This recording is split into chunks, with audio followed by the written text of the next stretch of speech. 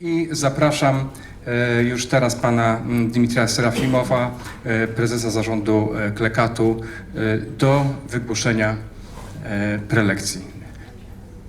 Dimitri, floor is yours. So, good morning to all of you, ladies and gentlemen, dear colleagues and friends. First of all, I would like to thank PIFA for the invitation in your wonderful medieval city of Toru. Poland has become one of Europe's great economic success stories. Over the last 2 decades, the country has transformed itself into one of the fastest growing economies of Europe. The Polish transport and logistics sector has been one of the driving forces behind that success. Today, Poland is not only a major industrial and manufacturing base, it's also one of Europe's most important logistics hubs, connecting East and West, North and South, linking European markets with the Baltic region, Ukraine, Central Asia and beyond. Polish freight forwarders and logistics operators have become indispensable partners in the European supply chains. And perhaps that role has never been more important than it is today. Because we are living in a period of profound geopolitical and economic uncertainty, where we have over the last few years faced a lot of multiple overlapping crises, like the ongoing war in Ukraine, disruptions in the Red Sea and the Middle East, energy shocks, cyber threats, and growing geopolitical fragmentation. And increasingly, they are no longer isolated events. They are becoming a structural feature of the global economy. Every crisis reminds policymakers of one fundamental reality. Without logistics, nothing moves. Factories stop, retail shelves empty, exports slow down, industrial production becomes vulnerable. That's why logistics is increasingly recognized as a strategic partner, and freight forwarders are the center of that resilience. Because when disruption happens, it's the freight forwarder who reorganizes supply chains, secure alternative routes, manage customs complexity, and coordinate multimodal transport solutions and keep trade flowing under extremely difficult circumstances. That flexibility is one of Europe's greatest economic strengths. At the same time, however, our sector is under increasing pressure. European companies are facing a growing accumulation of legislation, reporting obligations, and administrative complexity. But let me be very clear. We support decarbonization, we support digitalization, we support strong social and security standards, but regulation must remain workable in practice. And that's why we, as CLECAT, strongly believes that the upcoming EU Transport Omnibus should primarily focus on better regulation, simplification, digitalization, and proper implementation of legislation across Europe. One area where this balance is particularly important in the current debate is on the fair mobility package and subcontracting logistics.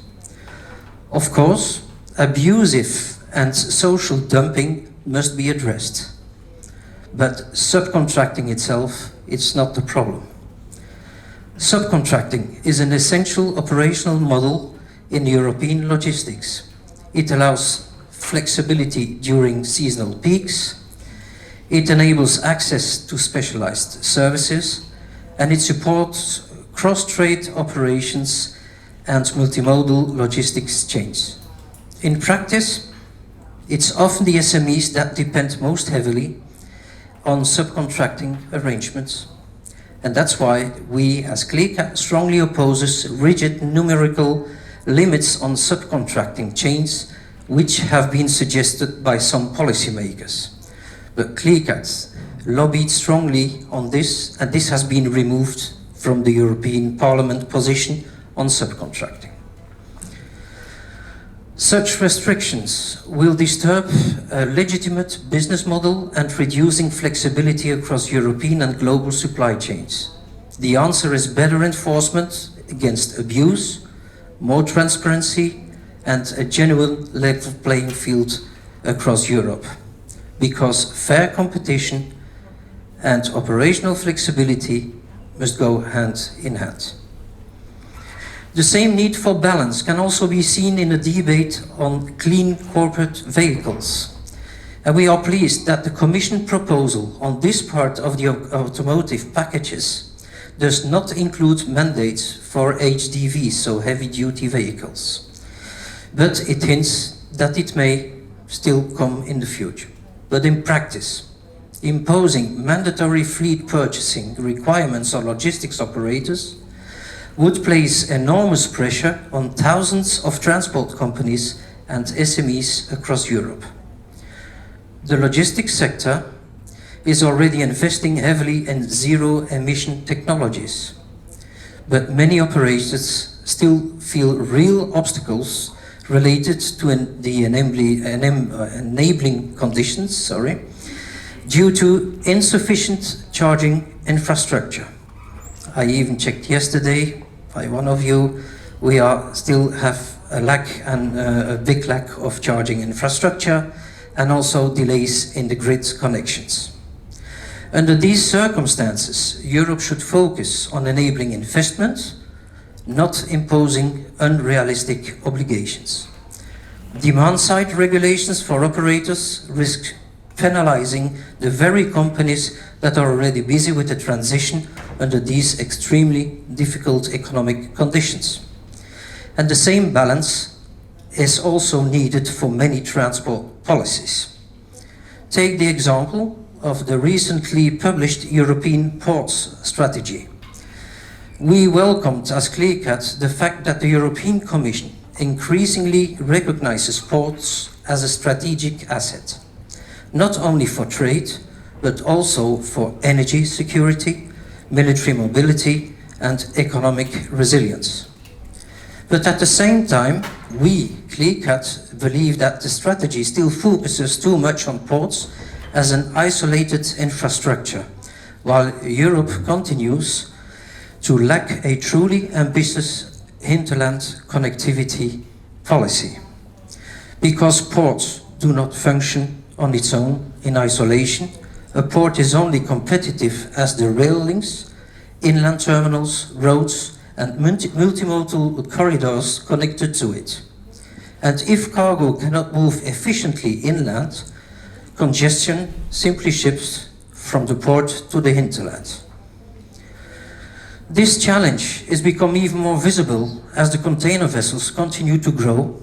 We are now above the 24,000 TEU, now concentrate enormous cargo volumes into very short operational windows.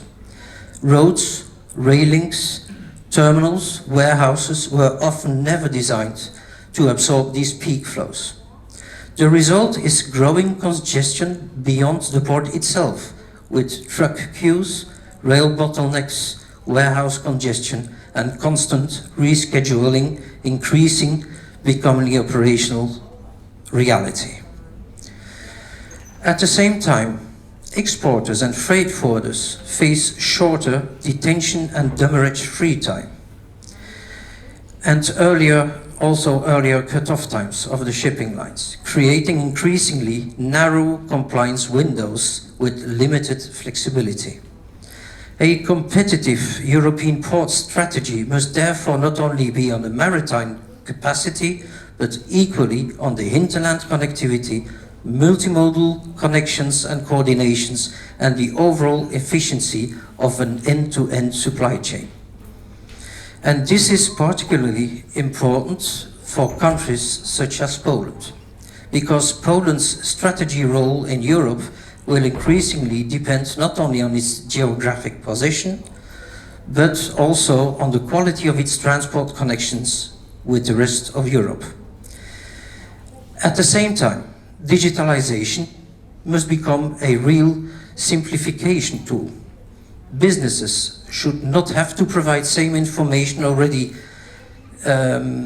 provided and repeatedly to report to authorities in different formats. Europe needs interoperable systems, harmonized data standards, and practical informations of initiatives such as EFTI and digital transport documentation. On this, we are working with the Commission and other stakeholders to ensure, in the first place, interoperability between platforms of providers and, as an example, the ECMR. And finally, let me say a few words on military mobility. Nowadays, the geopolitical environment has fundamentally changed Europe's thinking about transport, infrastructure, and logistics resilience.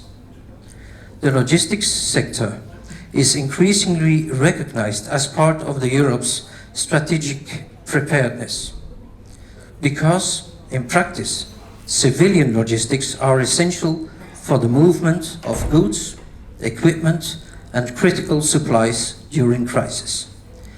That's why CLECAT believes that the ongoing military mobility regulation must properly recognize the dual-use nature of transport, infrastructure, and logistics services.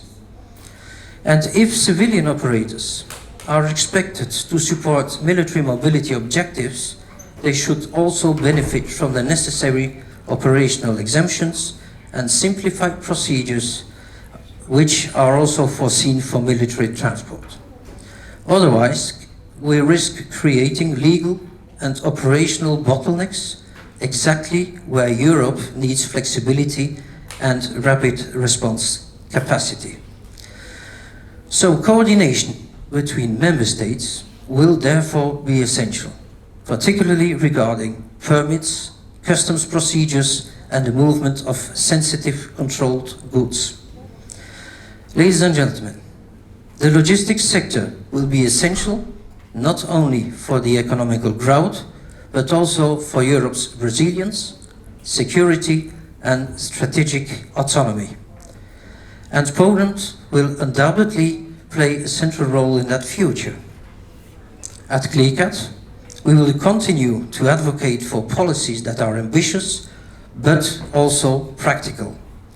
Policies that strengthen sustainability while preserving competitiveness, policies that improve security while keeping trade moving, and policies that recognize freight forwarders not as a problem to regulate, but as a strategic partner in building Europe's future. Thank you very much.